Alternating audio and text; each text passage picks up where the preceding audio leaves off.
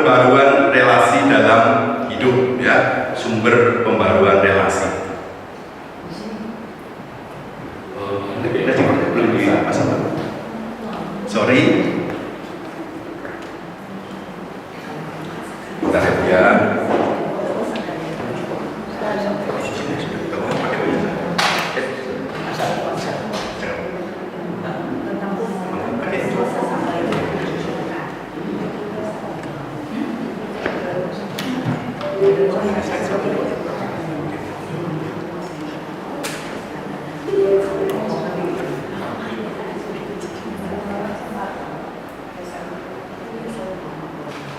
Oh, siap. Sudah bisa akhirnya ya. Untung bawa cadangan. Nah, BKSN 2025 kalau bagi yang belum ikut yang pertemuan pertama dalam Kitab Suci Bulan Kitab Nasional 2025 ini, kita akan belajar mengenai pembaruan hidup oleh dua nabi ya. Melanjutkan sebelumnya itu nabi-nabi kecil ya ditampilkan, yaitu untuk tahun ini kita akan belajar dari Nabi Zakaria dan Maleakhi. Nah, yang pertama kemarin Zakaria menyampaikan seruan pertobatan agar orang Israel meninggalkan tingkah laku mereka yang jahat kembali kepada Tuhan ya. Perikopnya Zakaria 1:1-6.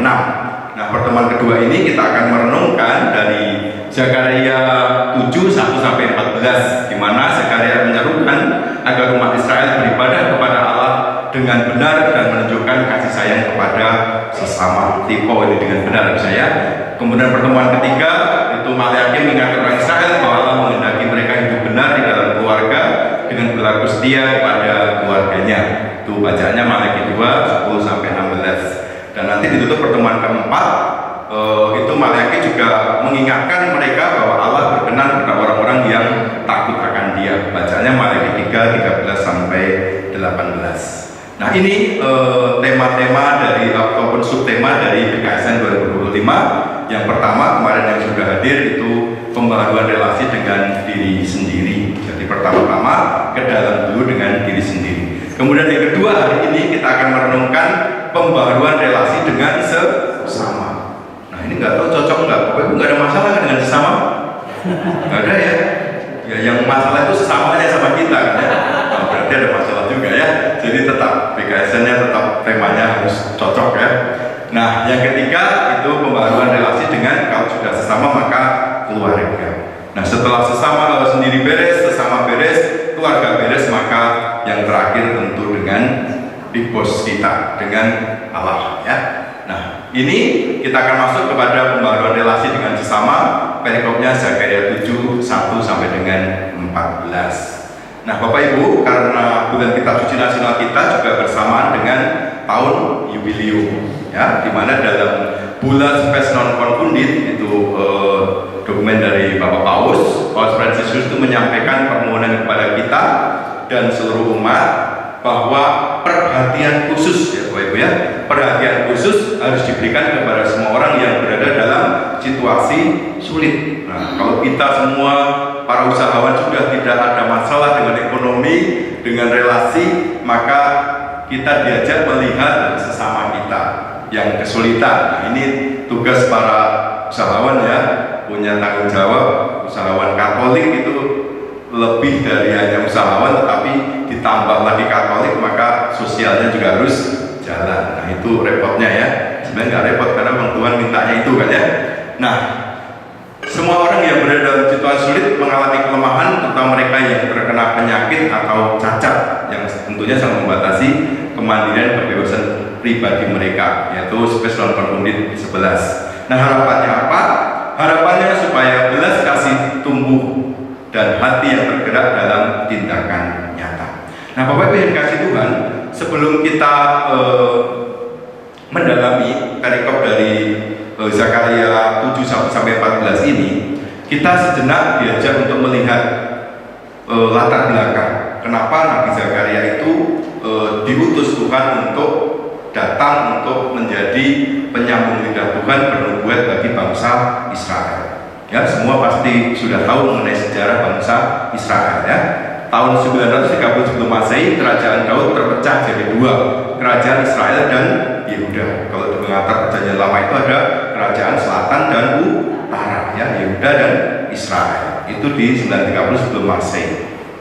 Kemudian di tahun 712 sebelum Masehi, kerajaan Israel itu runtuh, ya, diserang Asyur, maka dibuang ke Asyur. Itu kalau mau melihat ceritanya ada di 2 Raja-Raja 17 dan 6. Kemudian kita tahu bahwa tahun 587 sebelum Masehi, kerajaan Yehuda runtuh dan dibuang ke Babel. Itu di 2 Raja 17 4, ya, 587. Kemudian setelah selama 70 tahun bangsa Israel hidup mengembara di Babel dalam pembuangan, maka karena Babel diserang oleh Persia dan Raja Kores memberikan dekret untuk boleh orang-orang Yahudi ini pulang kampung, boleh kembali ke kampungnya, yaitu di 538. Kerajaan Babel dikalahkan oleh Persia, ya, dan mengeluarkan dekret, maka Yehuda pulang ke Yerusalem. Dan 536 mereka, orang-orang Yerusalem, orang Yehuda, mulai membangun bait Allah di bawah pimpinan Yerubabel dan Yosua bin Yosadak. Nah, kalau ketua PPR di tempat saya itu namanya Pak Sahat, kalau ketua pembangunan rumah bait suci ini Yerubabel, ya, dia bosnya di pembangunan bait suci. Nah, tahun 530 sebelum Masehi, pembangunan kembali bait Allah dimulai setelah tertunda karena berbagai hambatan. Nah, ini antara 536, 520 ini yang akan kita diskusikan malam hari ini atau kita renungkan. Dan 515 pembangunan bait Allah kedua selesai. Itu sebagai reminder saja, sebagai pengetahuan kenapa Nabi Zakaria ini nantinya memberikan nubuat bagi bangsa Israel. Nah, menurut kitab Taurat, bahwa orang-orang Israel, orang-orang Yahudi itu sebenarnya sudah biasa melakukan puasa, yaitu kalau menurut Taurat itu pada bulan ke-7 mereka melakukan puasa yang disebut dengan Hari Raya Pendamaian atau Yom Kippur. Nah, itu di Imamat 16 2331. Itu puasa yang mereka lakukan. Nah, puasa awalnya yang bulan ke-7 dilakukan oleh bangsa Israel itu sebenarnya mereka memang merendahkan diri, merendahkan hati untuk minta pengampunan pada Tuhan.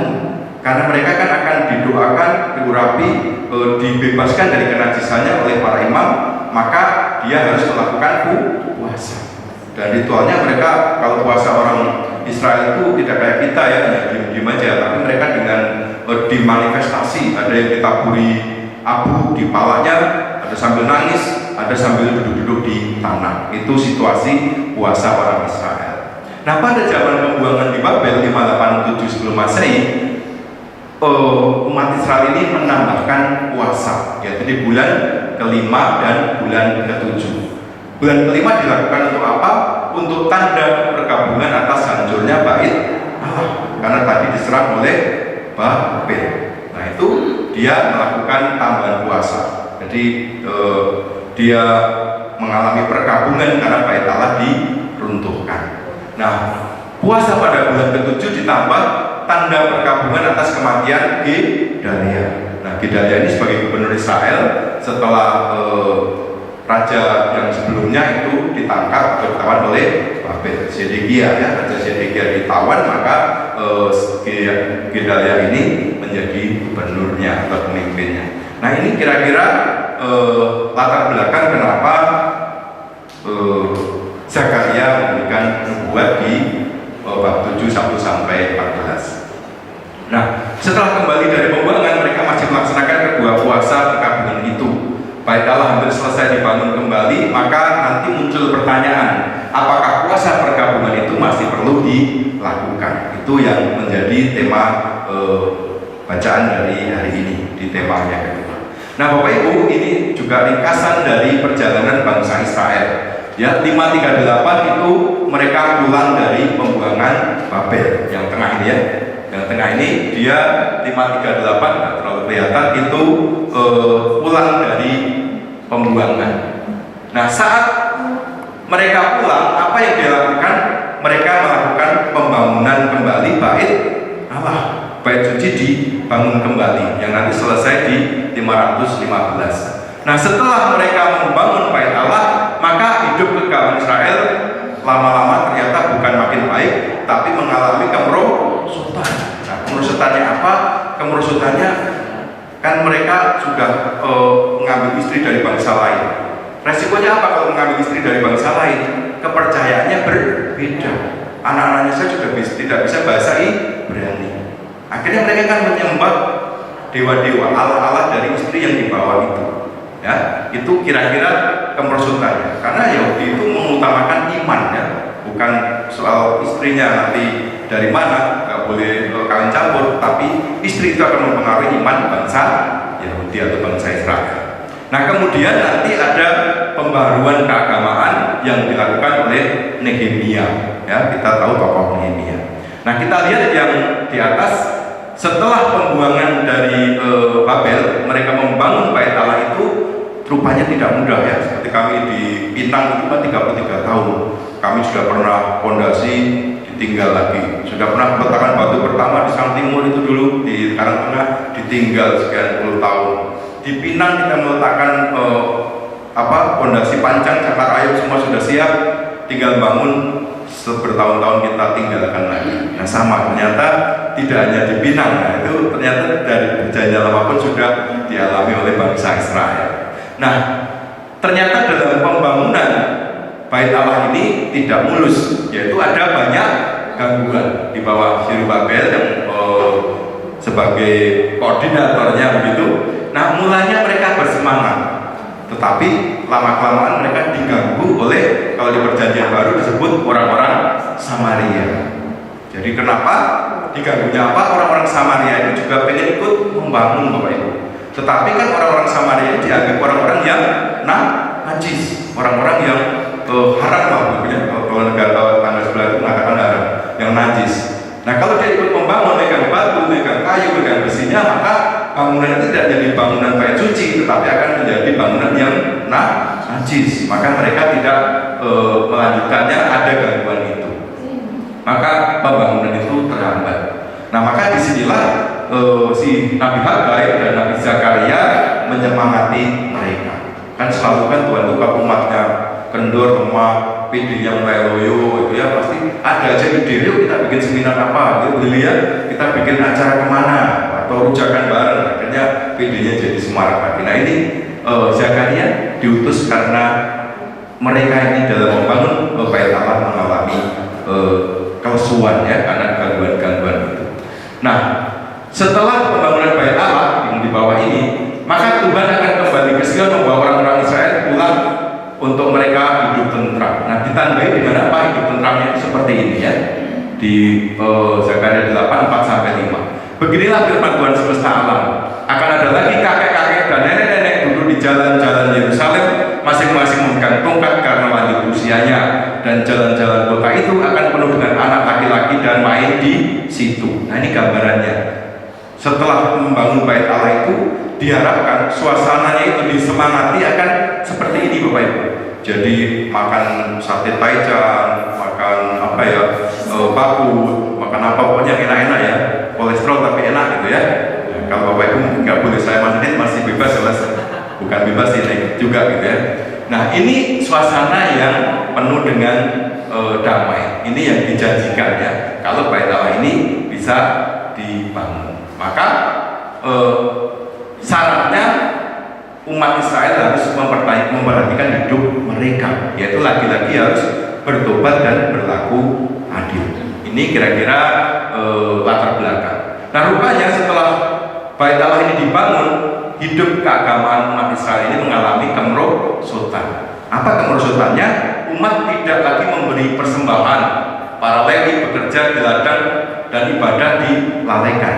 Karena Lewinya nggak ada persembahan, yang hidupnya dari persembahan, maka dia cari side job. Perusahaannya nggak jalan, dia cari side job lain. Maka tugas utamanya dilalaikan. Dan apa yang terjadi? Umat mengabaikan hukum Sabat. Ya, jadi dari Sabat mereka juga masih bekerja. Dan perkawinan campur dengan perempuan asing tadi mengakibatkan mereka membawa kepercayaannya, membawa ilah-ilah lain, membawa patung-patung yang harus disembah. Maka umat Israel menjadi hidup keagamannya merosot. Nah kemudian dari sini hadirlah Nehemia, ya 445 sebelum Masehi. Apa yang dilakukan Nehemia? Dia menarik persembahan dari umat, melarang orang kerja pada hari Sabat, dan memulangkan istri perempuan asing. Ya, bagi kita mungkin aneh ya, istri kok dipisahin, disuruh pulang kampung, ya. Kalau istrinya dari Sukabumi suruh balik Sukabumi, yang dari Bogor suruh balik Bogor, yang dari Jawa Timur suruh balik Jawa Timur. Nah tetapi pada zaman itu tidak aneh, karena mereka lebih mengutamakan iman, supaya imannya tidak terkontaminasi, iman yang lurus, ya, itu yang tidak boleh dilanggar. Nah maka hadirlah nanti di pertemuan ketiga dan keempat kita belajar dari Maleakhi. Nah apa isi dari seruan Maleakhi ini? Imam tidak mempersembahkan kurban dengan benar, ya, Maleakhi 1:7. Tidak mengajar yang benar. Umat tidak memberi persembahan dan imam dan Lewi harus kerja. Janjinya persembahan itu kan harus binatang jantan. Tapi yang dipersembahkan itu binatang betina. Kalau kita mau betina sama jantan sama Pak ya, jadi sate mau makan aja ya. Tapi tidak untuk persembahan, ya. Dan persembahan itu harus yang jantan. Nah ini terjadi penyimpangan di sini. Nah kemudian terjadi perceraian, perzinahan, kawin campur. Maka seruan pertobatan mengingatkan Israel untuk takut akan Tuhan. Nah ini kira-kira framingnya.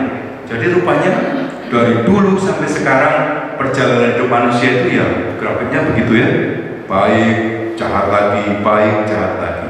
Nah sama ya situasi sekarang ini, kalau kita merenungkan ya Pak, saya mempersiapkan renungan ini dengan situasi yang sekarang kok kadang-kadang kita mikir mirip-mirip ya dengan situasi perjanjian lama ya.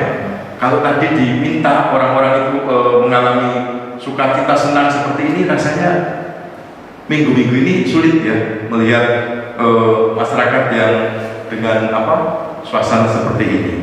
Mungkin di Serpong masih aman-aman aja ya, tapi saya kebetulan kantornya di daerah Cilangkap yang dekat ke Sudirman sana itu tiap kantor selalu sambil mantau radio gitu ya. Bukan kita khawatir ya, tapi kalau meeting, kalau ke arah Sudirman, ke arah Slipi itu memang harus juga hati-hati. Nah itu rupanya juga mirip-mirip ya. Kalau kita permenungkan kok BKSN-nya ya mirip-mirip dengan suasana ini. Ya, kita diajak mencintai, mengasihi sesama, tetapi rupanya yang terjadi di sekitar kita ya seperti itu yang diperbutkan. Ya, tapi bersyukur para usahawan di sini tidak demikian ya, tentu ya, semuanya baik-baik. Nah baik, kita akan mulai mendalami teks kitab suci kita dari Zakaria 7 1 sampai 14. Pada tahun yang keempat zaman Raja Darius datanglah firman Tuhan kepada Zakaria pada tanggal 4 bulan ke-9 yakni bulan Kislev. Nah ini menunjukkan keterangan waktu, karena waktu bacaan yang minggu lalu atau bulan tema yang pertama itu bulan kedua, ya bulan kedua, tahun kedua yang sekarang ini tahun ke-4 itu menunjukkan keterangan waktu pada saat Raja Darius Zakaria kembali melakukan seruan atau nubuat. Adapun penduduk Betel telah mengutus Serezer dan Rege-Melek serta orang-orangnya untuk melunakkan hati Tuhan. Jadi penduduk Betel, Israel yang tinggal di Betel itu punya dua utusan ya. Punya dua utusan yaitu yang satu namanya Serezer dan yang satu Rege-Melek ya. Mereka diutus untuk apa? Diutus untuk ini yang ketiga, untuk menanyakan kepada para imam dan rumah Tuhan dan dari rumah Tuhan semesta alam dan kepada Nabi demikian. Haruskah kami sekalian menangis dan berpantang dalam bulan yang kelima seperti yang telah kami lakukan bertahun-tahun lamanya? Jadi rupanya bangsa Israel sudah tahu bahwa pembangunan Bait Allah itu sudah akan selesai, sudah mau topeng-op gitu loh kalau di dunia konstruksi ya, sudah mau selesai. Maka kan biasanya kita kalau puasa, doa gitu-gitu yo nggak seneng-seneng amat ya. Kok kapan ini acara selesai sehingga doa puasanya selesai juga gitu ya Bapak Ibu. Tapi di sini mungkin enggak ya. Kalau di tempat kami timnya itu kalau ada acara misalnya SMDR itu kan diajak untuk doa puasa. Nah kalau acara sudah mau selesai terus udah ya doa puasanya selesai juga. Nah, ini sama, rupanya bangsa Israel juga begitu. Pembangunannya sudah mau selesai, maka dia ingin melunakkan hati Tuhan. Boleh dong kita tidak puasa lagi di bulan ke-5, kurang lebih seperti itu. Nah, maka datanglah firman Tuhan semesta alam kepadaku, bunyinya. Tanggapan dari Zakaria apa? Katakanlah kepada seluruh rakyat negeri dan kepada para imam demikian.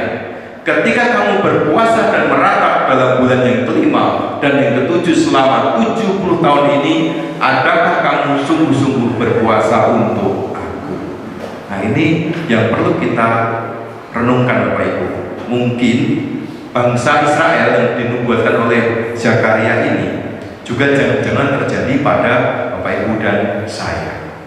Apa yang kita lakukan dengan puasa meratap pada bulan ke-5 itu yang tadi untuk runtuhnya Bait Allah, dan bulan ke-7 itu meninggalnya pimpinan mereka tadi, Gedalia, itu dilakukan bukan melibatkan Tuhan. Jadi semata-mata dilakukan untuk kepentingan manusia. Nah, sama dengan ibadah kita, apakah kita juga sungguh-sungguh dalam beribadah ini kita benar-benar datang pada Tuhan? Dalam ritual-ritual kita, apakah kita yang penting datang PD, yang penting saya datang misa, tetapi relasi kita dengan Tuhan, relasi kita dengan sesama, apakah itu sungguh kita mengalami pembaharuan? Karena maka temanya menjadi pembaharuan relasi dengan sesama. Bagaimana ketika kita datang dalam persekutuan, ketika datang dalam gereja itu, hari demi hari kita ada perubahan, ada relasi yang semakin sempurna. Jangan-jangan kalau tidak, kita juga punya tujuan seperti bangsa Israel ini. Dia hanya ingin terbebas dari ritual yang dia lakukan. Nah, bukankah ini firman yang telah disampaikan Tuhan dengan perantaraan para nabi yang dahulu, ketika Yerusalem dengan kota-kota yang dikelilingnya masih didiami orang dan masih sentosa, dan tanah Negeb dan daerah bukit masih didiami.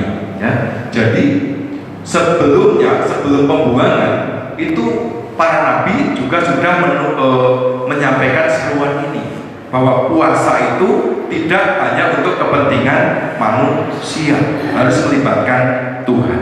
Nah, kita bisa melihat dari contoh nubuat Nabi Yesaya di Yesaya 58 3-4. Nah, ini Yesaya mengutip dari kata-kata orang Israel. Mengapa kami berpuasa dan engkau tidak memperhatikannya juga? Mengapa kami merendahkan diri dan engkau tidak memindahkannya juga? Sesungguhnya pada hari puasamu engkau masih tetap mengurus urusanmu dan kamu mendesak-desak semua buruhmu. Jadi puasa fisiknya, tetapi perbuatannya masih jauh dari kehendak Tuhan. Apa yang dia lakukan? Dia masih tetap mengurus urusanmu dan mendesak-desak semua buruhmu. Maka Yesaya mengatakan, sesungguhnya kamu berpuasa sambil berbantah dan berkelahi serta memukul dengan tinju, dengan tidak semena-mena. Dengan cara berpuasa seperti sekarang ini, suaramu tidak akan didengar di tempat tinggi.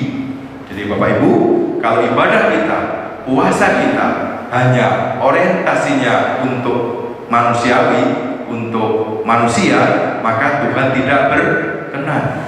Karena KKM kita ini, kalau kita di dunia pendidikan ada KKM kan, iman kita KKM-nya juga standarnya bukan standar duniawi, tetapi standar surgawi. Maka kita tidak bisa hanya ya sudah, yang penting hidup baik, yang penting tidak merugikan orang lain, tidak cukup ya. Kita punya tanggung jawab, kita sebagai imam, sebagai nabi dan sebagai raja. Kita semua punya tanggung jawab urusan itu. Kita lanjutkan di ayat 48. Bukan seperti itu yang dikehendaki Tuhan, tetapi puasa yang dikehendaki Tuhan ini adalah supaya engkau membuka belenggu-belenggu kelaliman dan melepaskan tali-taliku, supaya engkau memerdekakan orang yang teraniaya dan mematahkan setiapku. Jadi ini puasa yang dikehendaki Tuhan. Maka Yakobus mengatakan iman tanpa perbuatan pada hakikatnya adalah mati. Jadi kita, orang-orang Katolik, orang-orang Kristiani dituntut untuk melakukan ini, ya, di dalam pekerjaan yang diminta oleh Tuhan. Supaya engkau memecah-mecah rotimu bagi orang yang lapar dan membawa ke rumahmu orang miskin yang tak punya rumah. Dan apabila engkau melihat orang telanjang, supaya engkau memberi dia pakaian dan tidak menyembunyikan diri terhadap saudaramu sendiri. Nah, kalau ini kita lakukan, maka apa bonusnya? Di ayat ke-8, pada waktu itulah terangmu akan merekah seperti fajar dan lukamu akan pulih dengan segera. Kebenaran menjadi barisan depanmu dan kemuliaan Tuhan barisan belakangmu. Apa ya? Depannya itu barisan kebenaran dan belakangnya kemuliaan Tuhan. Disenteri ya, disinari oleh kemuliaan Tuhan. Karena depan kita semua hal yang benar. Nah, ini bonusnya kalau kita melakukan apa yang dikehendaki Tuhan melalui Yesaya. Baik, kita kembali ke Zakaria ayat ke-8. Maka Zakaria mengingatkan juga kepada bangsa Israel, kepada utusan dari Tadiah Betel. Utusannya itu diberikan nasihat. Nah, beginilah firman Tuhan semesta alam. Laksanakanlah hukum yang benar dan tunjukkanlah kesetiaan dan kasih sayang kepada masing-masing. Janganlah menindas janda dan anak yatim, orang asing dan orang miskin, dan janganlah merancang kejahatan dalam hatimu terhadap masing-masing. Nah, ini jelas ya, perintahnya sih jelas, tetapi jelas tidak dilakukan oleh bangsa Israel. Perintahnya sebenarnya jelas ya, semua ajarannya jelas, tetapi mereka tidak melakukan ya. Mereka tidak mau menghiraukan, memberontak dengan meninggikan baunya dan menulikan telinganya supaya tidak mendengar. Kalau menulikan itu tuli nggak boleh? Enggak ya, pura-pura budek ya, pura-pura budek nggak dengar gitu ya, dipanggil nggak dengar. Nah, kalau dipanggil Tuhan suruh nggak ada Tuhan juga nggak pura-pura budek, nggak bisa ya. Kalau dipanggil langsung nggak ada, nggak bisa pura-pura budek, nggak bisa berangkat. Mau samunya cukup nggak cukup, pokoknya harus berangkat ya. Nah, itu nanti kalau kerja dipanggil Tuhan. Nah, mereka meninggikan bahunya, dia tegak tengkuk istilahnya. Kalau orang Jawa bilang bebubu mutawaton, ini nggak ngerti jadinya.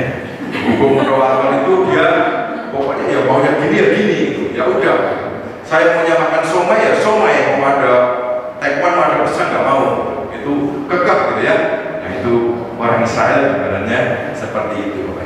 Nah, mereka membuat hati mereka keras seperti intan, supaya jangan mendengar pengajaran dan firman yang disampaikan Tuhan semesta alam melalui rohnya dengan perantara para nabi yang dahulu. Nanti kan nabi yang dahulu itu sudah mengingatkan kan, Yesaya tadi sudah mengingatkan puasa yang benar itu yang dikehendaki Tuhan tidak boleh dalam puasa masih dengan urusannya sendiri, sibuk dengan urusannya sendiri, lalai terhadap relasinya dengan sesama manusia.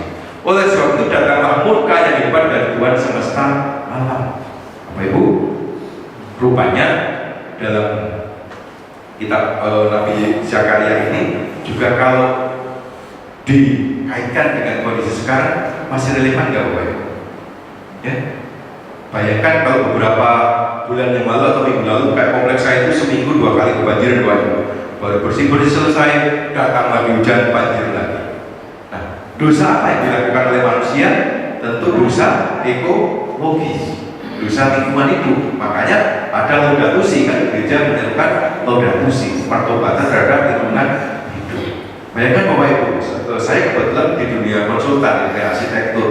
Kalau mengurus izin itu seharusnya perumahan itu ada yang namanya AMDAL Bapak Ibu, analisis mengenai dampak lingkungan.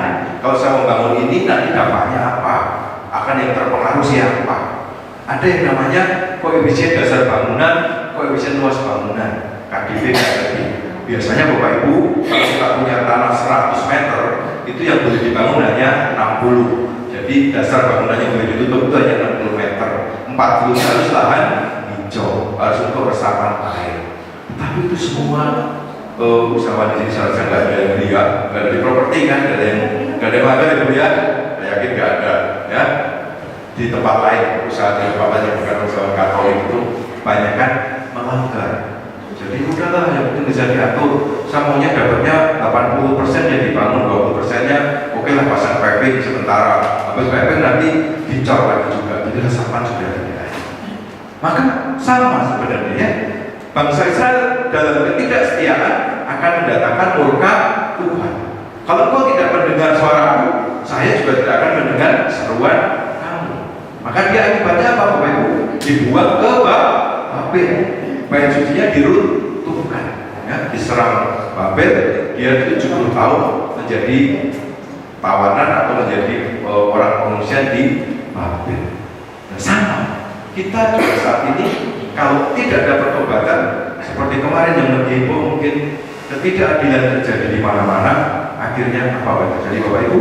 Semua orang menjadi marah. Ketika dalam keadaan lapar, sulit, disulut sedikit maka dia akan meledak. Terlepas itu ada isu politik, ada isu permainan tingkat tinggi, kita tidak tahu. Tetapi yang jelas kita melihat betapa orang saat ini dengan mudah emosi orang. Ya.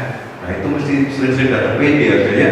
Kalau mendengar kasih, mendengar bagaimana Allah mengasihi manusia, ya mesti ikut kesadaran itu ya. Bagaimana cinta kasih Allah dirasakan, bagaimana relasi dengan Allah. Nah mungkin tidak terjadi. Tapi bagaimana kita melihat orang dengan begitu mudahnya tersulut emosi dan marah. Mungkin di jalan-jalan, kalau kita dalam keadaan macet, ya kita berhenti pelan sedikit aja, belakang sudah maksudnya kencang sekali. Nah suasana itu ternyata di dalam Alkitab ini sungguh firman Tuhan itu makanya hidup, tidak berhenti, tidak mati di situ saja. Itu nyata bahwa pengalaman-pengalaman hidup kita itu kita yang dekat dengan Tuhan, punya relasi dengan Tuhan, punya relasi dengan sesama baik, maka akan visi-visi itu akan mengerti. Nah, mungkin orang lain nggak memikirkan bahwa ini kok mirip-mirip dengan yang ada di Alkitab ya. Dengan tema PKSN pun masih nyambung ya. Bagaimana bangsa Israel yang tidak taat, bangsa Israel yang terus-menerus melanggar perintah Tuhan, dia mendapat hukuman. Nah, kita yang percaya anak-anak Tuhan akan terhindar dari hukuman itu. Karena kalau disenggol di jalan bapak nggak parah sih ya senyumnya, ya udahlah, dan aja spionnya nggak apa-apa gitu ya. Tapi kalau ketika kita disenggol kita marah, pasti yang datang, apalagi kalau teman-teman yang online itu kadang-kadang nggak tahu nama, tiba-tiba yang tadi ikut di info, itu serem Bapak Ibu ya, kalau jalanan seperti itu. Nah itu yang terjadi. Maka di ayat 14, oleh sebab itu aku meniupkan mereka seperti angin badai ke antara segala bangsa yang tidak dikenal mereka. Dan sesudahnya tanah itu menjadi sunyi sepi sehingga tidak ada yang berlalu lalang di sana. Demikianlah mereka membuat negeri yang indah itu menjadi tempat yang sunyi sepi. Ya, Yehuda dan Israel, dua kerajaan utara dan selatan, setelah mereka melanggar apa yang Tuhan kehendaki tidak dilakukan, tegakkan tadi, maka mereka meninggalkan tanah Israel. Baru 70 tahun berikutnya dia untung masih bisa kembali. Coba kalau dipikir berarti kan kemungkinan sudah cucu-cucunya ya. Yang untuk 70 tahun bayangin balik lagi kan, perjalanan dari Babel ke Israel kan tidak mudah. Pasti itu sudah ada keturunan kedua, keturunan ketiga yang kembali. Nah Bapak Ibu, ini perenungan kita dari kitab Zakaria. Nah kita juga di dalam gereja terus menerus diajarkan, terus menerus diserukan. Saya juga mengutip dari ajaran gereja Katekismus Gereja Katolik 1434 misalnya soal puasa. Jadi tidak hanya pada bangsa Israel, kita pun juga dari para pimpinan-pimpinan gereja itu juga diserukan. Puasa dalam ajaran Katolik adalah bentuk pertobatan. Ingat ya, penyangkalan diri. Maka namanya aksi puasa pembangunan. Jadi tidak hanya berhenti puasa, tapi ada aksinya. Jadi kalau misalnya Mas Adit biasanya makan pakai sate, pas puasa hari Rabu Abu dia nggak makan sate. Nah uangnya itu disimpan masuk dalam kotak APP. Nah salah satunya itu. Tapi kebanyakan umat kita kan sebenarnya itu bendera lingkungan. Jadi kalau kita buka gitu tuh kadang-kadang memang duitnya sudah gulungan jadi satu. Artinya cuma 2 hari atau 3 hari diisi bareng-bareng gitu ya. Dipenuhin yang penting saat mengambil pengurus lingkungan, yang penting kotaknya sudah penuh kalau nggak mau. Nah sebenarnya yang diajarkan dalam aksi puasa pembangunan tidak seperti itu. Tetapi hari lepas hari itu kita dilatih untuk masukkan. Saat masukkan itu kita ingat bahwa kita kurangi dari keinginan kita yang harusnya untuk beli baju baru, kita pakai baju yang lama, mungkin diperlak lagi, uangnya dimasukkan ke kotak APP. Sebenarnya itu yang diharapkannya, penyangkalan diri yang bertujuan untuk menyatukan diri dengan penderitaan Kristus. Jadi lagi-lagi kita dalam puasa itu bukan soal waduh buka jam berapa, mulainya jam berapa, nanti setelah buka kita nyiapin pola dan seterusnya. Enggak begitu kan puasa kita ya. Tidak nungguinnya, wah pesen di Ropen atau di McD di meja nungguin tag jam 5 baru makan ya.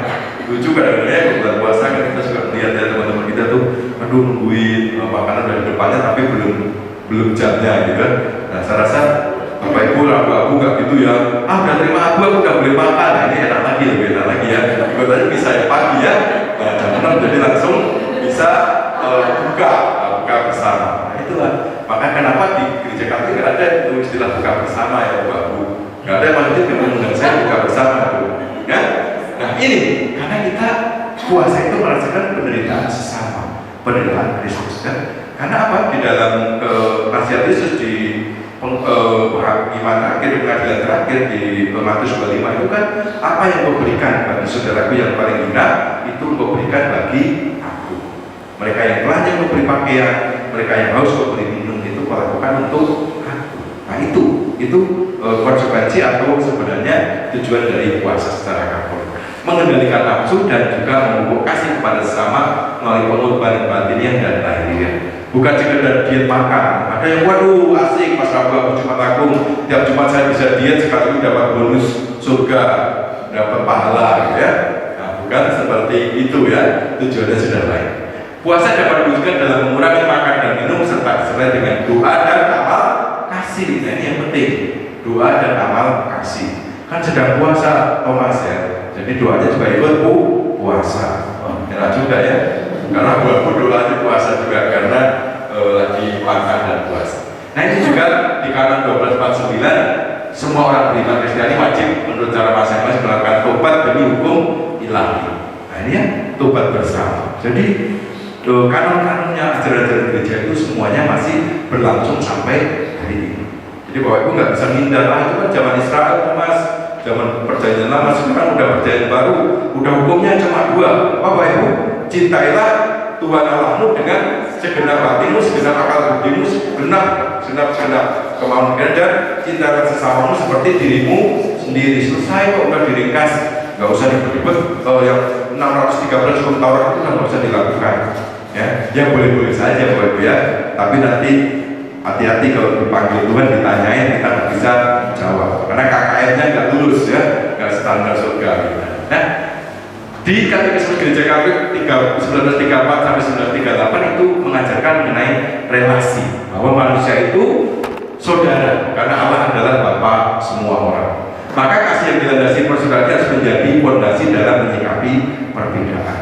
Maka kalau dalam orang-orang Katolik Kristiani nggak ada demo-demo karena perbedaan, karena di sininya memang kita sudah diajarkan. Nah ini bisa dipelajari dari sekedar tambahan saja. Nah, Bapak dikasih Tuhan, pembangunan relasi itu sebenarnya berlaku di sepanjang zaman. Allah mengasihi manusia dan menghendaki manusia hidup dalam kemuliaan abadi bersama dengan Dia. Jadi Allah tidak rela kalau kita jatuh dalam dosa, apalagi sampai menerima hukuman seperti bangsa Israel. Semua pasti hafal ya, Yohanes 3:16, hafal semua. Yuk kita ucapkan bareng-bareng. Karena begitu besar kasih Allah akan dunia, sehingga Ia telah mengaruniakan anaknya yang tunggal, supaya setiap orang yang percaya kepadanya tidak binasa, melainkan beroleh hidup yang kekal. Amin. Itu apa ya? Ayat emas ya. Karena begitu besar kasih Allah akan dunia ini. Ya, Yohanes 3:16 itu yang berapa dibaca lagi. Ini nggak masuk KKN, kalau ini nggak apa-apa. Nah, Allah mengaruniakan anaknya yang tunggal untuk kita mengalami damai, mengalami keselamatan. Syaratnya apa? Syaratnya bagi yang percaya. Kalau nggak percaya ya sudah. Padahal mengucapin aku percaya setahun berapa kali kita? Ya, tiap minggu kan ada aku percaya. Belum kalau Rosario bulan Mei, kan? Mulutnya setiap saat mengucapkan aku percaya. Yang mengucapin namanya Bapak Ibu, mulutnya. Nah kalau hatinya yang lain nggak ikut, yang masuk surga cuma mulutnya. Nanti yang masuk surga hanya di bagian leher ke atas, ya. Bagian bawahnya ada ke bawah nggak ikut. Nggak melayang, yang mulutnya melayang lah ya. Karena yang mengucapkan percaya hanya sebatas mulut. Ya. Karena begitu kan, nah, itu yang terjadi terjadi di luar sana, yang di sini semua percaya sampai dalam hati ya. Nah, karena Allah telah mengasihi dia pun mengasihi Allah. Nah, kehidupan yang dikehendaki oleh Allah adalah kehidupan yang diwarnai dengan kasih kepada Allah dan kasih kepada sesama. Nah, saya percepat saja. Bapak Ibu, supaya nggak ngantuk, ada ilustrasi. Ini ada anak muda pakai kaos nomor 37, itu bukan rumah biliar, bukan ya. Jadi berarti artinya bukan rumah Ibu Lili. Nah, kalau lihat ilustrasi atau melihat sikap tangannya, ditolak atau terima itu? Ditolak ya. Anak ini datang, anak muda ini datang, ditolak. Kemudian dia datang lagi, ganti baju, pakai dasi, akhirnya dia diterima. Ya. Setelah diterima dia langsung dijamu. Ada yang aneh Bapak Ibu? Ayo biar gak ngantuk, ada yang aneh dari apa yang dilakukan oleh anak muda ini? Makan sop ya? Makan sop. Gak pakai tangan. Apanya Bu? Ya Ibu jelas ya. Dasinya masuk ke kuah sayur ya. Nah, kira-kira kenapa Bu? Nah betul. Yang makan dasinya. Sorry. Nanti kan pakai ini nggak diterima. Nih, yang ini nggak diterima kan? Setelah dia ganti pakai ini, baru disuruh masuk. Maka yang makan bukan orangnya, berarti dasinya. Apa yang kita lihat dari ilustrasi ini, Bapak Ibu? Kadang bukan kita ya, di antara orang-orang di luar sana suka kan melihat sesama itu dari penampilan, dari siapa dia. Kalau dia bos, kalau dia konglomerat, kalau dia pejabat negara, kita jamu dengan begitu rupa. Tapi kalau dia sesama ini, levelnya bawah-bawah, ya suruh kafe dipakai aja deh, nggak usah masuk ke dalam rumah. Nah itu kadang-kadang, sedangkan tadi di Katekismus Gereja Katolik kita diajarkan manusia itu setara. Nah itu yang harus kita kadang-kadang diingatkan melalui ilustrasi-ilustrasi firman Tuhan. Nah ibadah yang sejati kepada Allah harus menumbuhkan belas kasih, menggerakkan hati dan mewujudkan dalam tindak nyata. Ini yang penting ya. Nah jawaban Allah melalui Zakaria tadi jelas, hati tidak tertuju pada Allah yang tidak dikehendaki ya, hanya untuk diri sendiri ya, minta makan minum, tidak mendengarkan firman. Yang dikehendaki tadi di Yesaya dan juga di Zakaria, menegakkan kebenaran, mengasihi janda miskin, tidak melakukan kejahatan. Ini yang dikehendaki. Nah, poin-poin penting apa yang kita ambil? Hati yang keras tadi, yang berhubung mutawaton ya, yang sekarpe dewi tadi, itu yang tidak boleh, tidak berkenan. Kemudian diingatkan, ditegur, tidak mau mendengarkan firman Tuhan. Puasa yang benar harus punya hati, harus punya keadilan.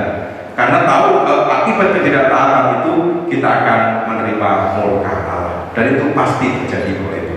Nah pesan Tuhan oleh buat siapa? Jangan abaikan relasi baik dengan sesama. Kemudian Allah menghendaki agar orang berlaku benar kepada sesama, tidak berlaku jahat Tuhan. Itu pengajaran yang pada Yesus pada saat pengadilan terakhir di Matius 25 ya. Nah perikopnya ini, nah melalui bacaan Zakaria ini kita diajak untuk diingatkan bahwa ibadah yang sejati kepada Allah harus menumbuhkan belas kasih, menggerakkan hati dan mewujudkan dalam tindakan nyata. Iman yang sejati harus hidup mendorong keluar dari zona nyaman dan menjadi pembawa harapan dan kasih bagi mereka yang paling rentan di tengah masyarakat. Jadi masyarakat menunggu kita.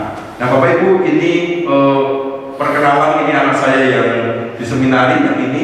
Nah ini kemarin saya ke Prasmista, ini frater yang sudah lulus dari sarjana arsitektur di Unpar, sudah waktu mau masuk di seminari itu mamanya tidak setuju, sampai 3 tahun dia menunggu karena mamanya kalau kamu masuk di biara saya lebih bunuh diri karena dia berdua sama anaknya, sampai segitunya panggilan Tuhan itu karena perusahaannya 3 maka dia akhirnya ngikutin mamanya. Selama 3 tahun dia menjalankan perusahaannya, dia pacaran, terus kemudian dia sudah menjalankan perusahaan sama 2 tahun dan perusahaan sudah berhasil, tapi dia hatinya tetap tertuju pada Tuhan. Dia di Pratista di Bandung ya. Nah akhirnya dia kemarin mengucapkan kalau sementara.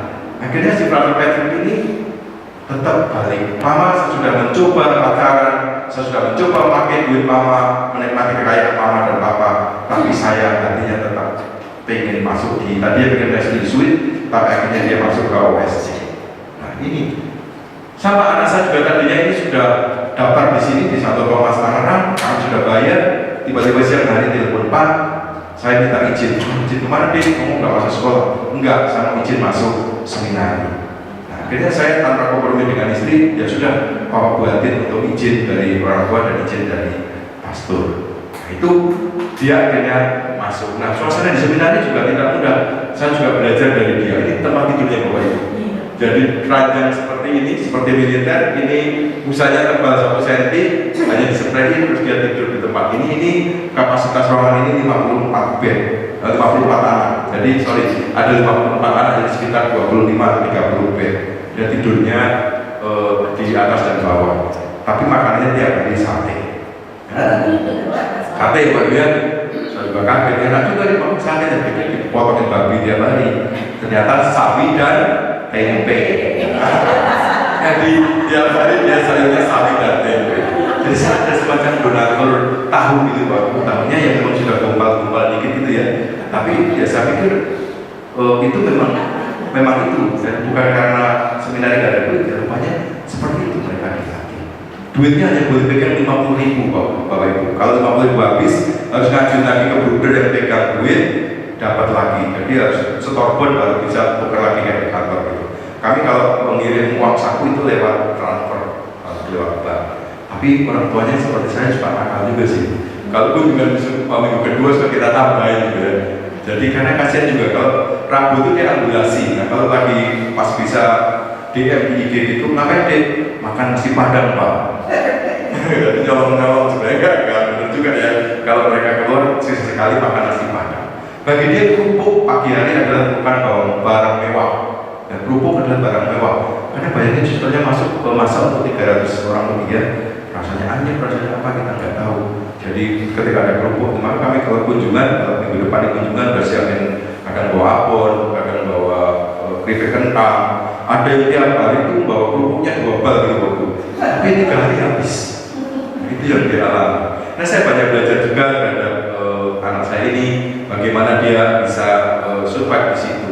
Dan apa yang saya pelajari dari dia juga dengan uang saku yang 50.000 tadi, suatu saat dia kalau ada minggu paroki itu dia boleh bisa ke misalnya ke Muntilan atau ke Jogja gitu. Ketika pulang naik angkot dia cerita, kan dia tiap hari harus nulis buku renungan gitu ya, buku harian. Dia harus jurnal tiap hari betul, dia harus tulis. Nah ketika saya baca ada satu peristiwa yang saya juga tersentuh, sedih juga. Dan dia suatu saat barengan sama ibu-ibu, rupanya diajak ngobrol, karena agak ceripis gitu, agak mirip saya ceripis umpamanya diem kan. Nah rupanya dia ngobrol sama ibu-ibu itu seorang pedagang kain bekas gitu ya di Jogja. Dia bilang, ditanya Bu, jual apa? Ini nak jualan baju-baju bekas. Hari ini dapat apa? Hari ini ibu nggak laku sama sekali, kosong, nggak ada pemasukan. Nah dia spontan Bapak Ibu, spontan langsung teman-temannya dicolek berempat gitu. Kamu uang saku masih berapa? Kamu masih berapa? Mereka spontan dikumpulin, kemudian diberikan kepada ibu itu di angkot. Nah ketika saya tanya, setelah baca itu, kamu nggak mikir kamu duitnya dikasih semua makan apa? Pak, saya di seminari masih bisa makan. Ibu itu kemungkinan saya nggak tahu berapa hari nggak makan. Berapa bisa jadi hari ini dia belum makan apa-apa. Nah itu kadang-kadang relasi dengan sesama itu, hal-hal sederhana itu kita bisa belajar dari anak-anak ini, Bapak Ibu. Dia berikan semuanya loh. Dia nggak punya minggu itu karena kita kunjungan kan sebulan sekali. Berarti tidak boleh pegang handphone, Bapak Ibu. Handphone itu ditaruh di titik orang tuanya atau ditaruh di rawa pamong atau peraturannya. Jadi mereka hanya komunikasi lewat buku. Dia hanya bisa dia IG sesekali kalau dia ada belajar komputer, sesekali bisa IG kami. Ya puji Tuhan itu nyata Bapak Ibu. Ketika dia DM saya IG itu otomatis pasti saya buka IG juga. Padahal nggak saya kasih notif, tapi itu mungkin ikatan batin sehingga ketika butuh apa tuh kayak hari ini mereka harus butuh buku untuk apa karya tulis ya, intelijensia apa gitu mengenai intelijensia ya buku kuning gitu ya untuk mereka bikin karya tulis. Kemudian dia perlu kalkulator, perlu apa itu tiba-tiba karena besok kunjungan saya baca. Nah kalau nggak kan lewat bisa dibawa. Hal kayak gitu relasi kalau kita dekat itu ternyata jarak tidak berpengaruh. Hati batin itu pasti sama. Nah mamanya memang dapat hadiah rosario waktu 40 hari pertama kan di karantina itu baru boleh dikunjungi. Nah, hadiahnya rosarionya berkati sama Uskup Semarang. Tapi bonusnya mamanya harus mendoakan rosario sampai detik ini. Jadi puji Tuhan, dia tidak boleh putus dari rosario sampai tiap malam harus dipegang untuk mendoakan. Jadi ketika anak masuk dalam komunitas itu, kita orang tua juga ikut terlibat, dipanggil Bapak. Yang tadinya bisa harian malas-malasan, mau nggak mau, kita juga karena anak kita jam 4 sudah bangun, setengah 5 dia udah mandi, kita juga berbela rasa, kita juga ikut jam 5 mungkin bangun. Saya agak selalu telat, kalau sebenarnya mungkin lebih rajin ya, doa dulu, mereka ujian, hadiah ujian, baca firman. Saya kadang-kadang sudah capek karena pelayanan pulang malam, kadang fisik lelah itu mempengaruhi, jadi hidup doanya masih belum sekuat istri saya. Nah, istri saya dulu juga orang yang gak percaya bahwa sampai bilang Yesus itu tidak ada. Itu benar mengatakan itu, Yesus tidak ada. Kalau Yesus ada, adik saya nggak sakit kanker, mama saya nggak pergi ke sana kemari gitu. Karena begitu menghadapi keluarga yang agak sulit, maka saya sarankan dia bisa mengatakan Yesus tidak ada. Tetapi melalui persekutuan doa, dia didoakan, dia mengalami kasih Tuhan, maka ya saya jadi kalah juga dalam doa. Nah, itu semua berproses. Maka hari ini kita belajar memperbarui relasi dengan sesama, itu yang menjadi poin. Jadi sesama di mana saja hal kecil kita lakukan, kalau itu dengan tulus ikhlas, dengan penuh empati, maka itu menjadi sesuatu yang menggembirakan. Nah, terakhir supaya cepat, ini juga ilustrasi mengenai kerendahan hati ya. Kalau ini menyeberang, caranya gimana Bapak Ibu? Supaya ini dalamnya bawahnya sungai, dia nyebrang tapi hanya ada satu titian. Harus ada yang kalahnya gimana Ibu? Oh, memang pintar. Mundur nggak bisa, nggak punya spion dia. Dia nggak punya lampu sen, nggak punya spion, jadi nggak bisa mundur. Ya? Nah, benar Ibu. Jadi yang satu ini terus kita mesti menang Ibu. Tadi dapat dari kursi. Ya. Yang satu harus lena. Pas kita pesan dari lingkaran di atasnya kelihatan. Nah, ini harus tunduk, ini lewat, baru bisa lewat, ya kan? Itu kerendahan hati. Nah, ini saya masih punya satu ilustrasi. Nah, ini ada, saya nggak mengatakan Bapak Ibu kambing nggak ya, membayar ilustrasi saja ya. Nah, ini ada rumput, dia punya tali yang terbatas. Mereka bisa makan nggak Bapak Ibu? Nggak bisa makan. Mereka saling tarik ke sini, tarik ke sana, nggak bisa. Yang ini ada pakut, yang ini ada mie medan. Nah, kalau pulang gereja suka gitu juga kan, suaminya pengen makan mie medan, ibunya pengen makan pakut atau kebalikannya. Akhirnya berantem menjadi makan ya. Nah, seperti ini. Sampai tarik-tarikan tegang nggak jadi makan dua-duanya. Nah, supaya bisa makan apa? Caranya ini yang dia lakukan, kompromi dulu, rundingan. Kemudian, nah dia ke kiri dulu, ke kanan dulu makan, baru ke kiri. Nah, kadang-kadang gitu ya, kita lupa melihat peluang yang lain. Saking asiknya kita bersedekah dengan teman, dalam tim, dalam komunitas. Pokoknya pendapat gua yang benar. Kamu mau ngaco, lagunya ini yang bagus, itu malah lagu jelek, lagu jadul lagi lagu lama. Di sini enggak ya, di tempat saya suka begitu ya, Mas Adit, suka berebut judul lagu. Nah, padahal kan lagu jadulnya dinyanyikan, lagu yang barunya juga dinyanyikan, mama ada variasi toh. Nah, seperti ini. Atau kadang-kadang seperti ilustrasi satunya lagi. Sampai kakinya ngangkat beliau, tarik sampai berdua dulu, sampai tanduk-tandukan, baru mereka sadar bahwa oh ternyata nggak cukup tanduk-tandukan yang bisa makan, dua-duanya bisa makan dengan saling mengalah. Nah, ini kira-kira yang kita renungkan pada malam hari ini di tema kedua ini. Mari kita jalin relasi kita dengan sesama, kita lakukan apapun yang bisa, tidak usah banyak-banyak, tidak usah mulut-mulut, tetapi apa yang bisa kita lakukan itu kita lakukan. Tuhan memberkati kita semua.